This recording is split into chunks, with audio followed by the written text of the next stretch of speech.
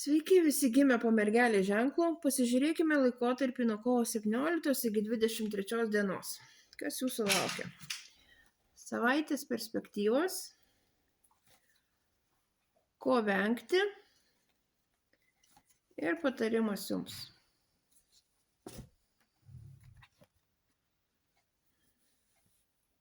Šią savaitę turėsite daug darbo. Rezultatai bus netokie greiti, kaip jūs norėtumėt. Tiesiog turėsit tokį darbą su ilgalaikė perspektyva.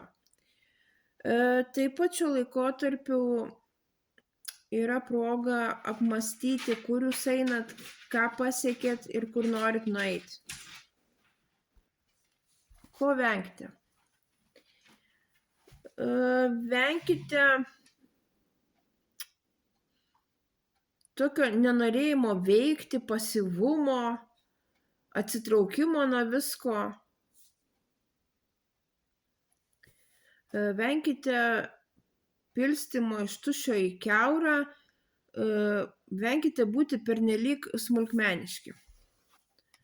Ir patarimas jums: neužsidarykite nuo aplinkos, nevenkite bendravimo.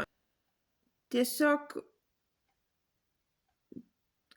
jeigu jūs nematot išeities iš savo problemų, tai iš tikrųjų patys jūs savo ir pasidarė tai, kad įvarėt save į tą savo situaciją, kurioje dabar esat, ir nematot išeities, tiksliau net labiau nenorit matyti išeities.